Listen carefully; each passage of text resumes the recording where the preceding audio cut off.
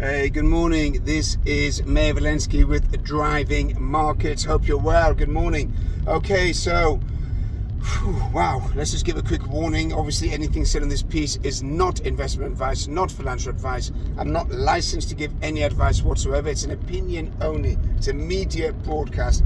Any trading you do with your account, which is nothing to do with me and your trader and your platform, it's your money. You source it out, you decide where you want to put the money, you win, you lose, you make money. It's all on you, nothing to do with me. Anyhow, let's move on. Who would have thought that Nancy Pelosi, who the Speaker of the House, I don't know how she's the Speaker of the House because she's really past it, let's use diplomatic terms, okay?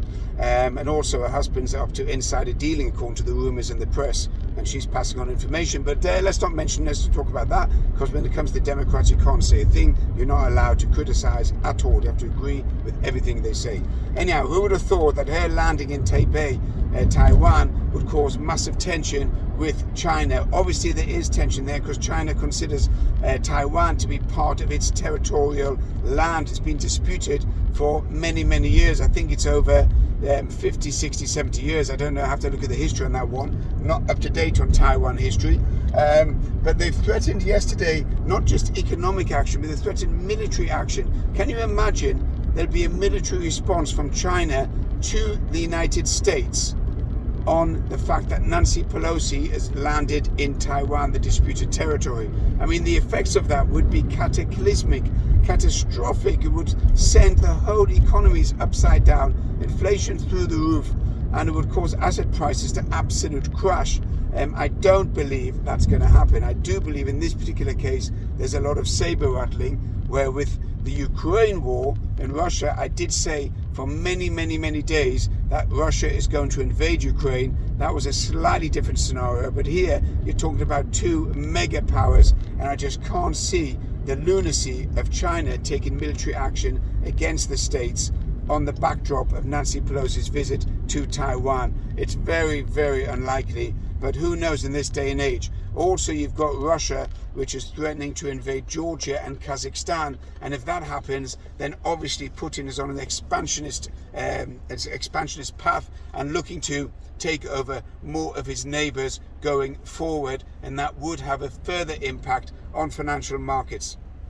So let's look at what happened yesterday and what's going to be driving markets today. So yesterday, the markets went down on the backdrop of the geopolitical tension between China and America.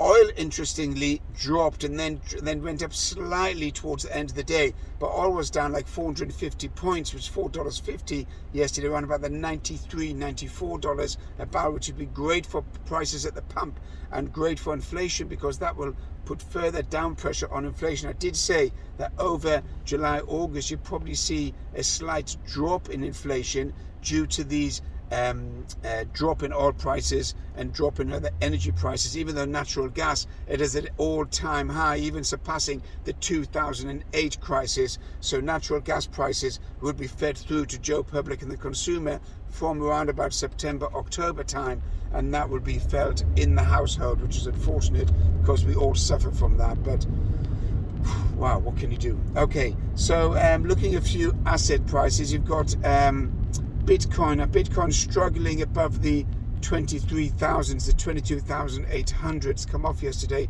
I'm calling it down to the 21,000 level, next major support. So that will pull down the other cryptos as it floats downwards. I do expect it to have some serious profit taking on Bitcoin.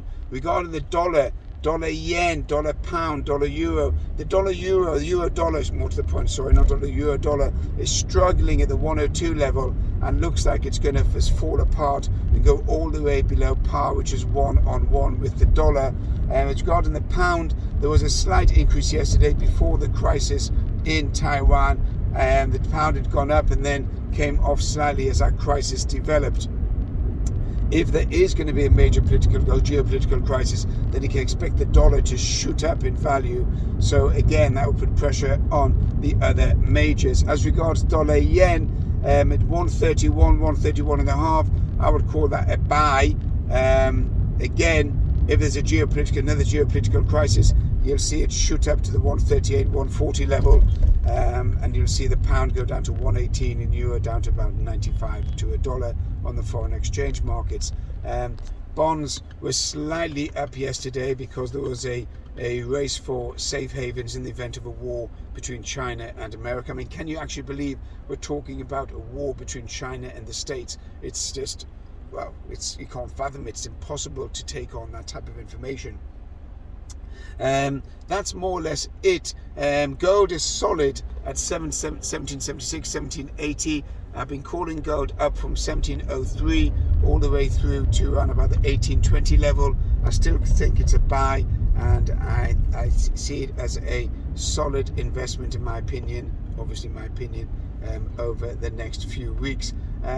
Holiday season's upon us, so a lot of investment managers, hedge fund managers and money managers are going to be on holiday vacation, and therefore there's going to be a little bit of whippiness and directionless or rudderless as to where the markets are going. We're not really sure where they're going to be going over the month of August, but generally speaking, I would push for a downward trend in the markets. I think they're a bit toppy and they're likely to come off with all of the factors involved, and inflation is likely to rise even further. Interesting, Germany GDP came in as minus 8.8%, which is unbelievably negative, and Germany, being the powerhouse of Europe, is in trouble. And if the powerhouse is in trouble, then all the other minnow states are going to follow on and going to be in trouble as well. This is Driving Markets. Have a good day.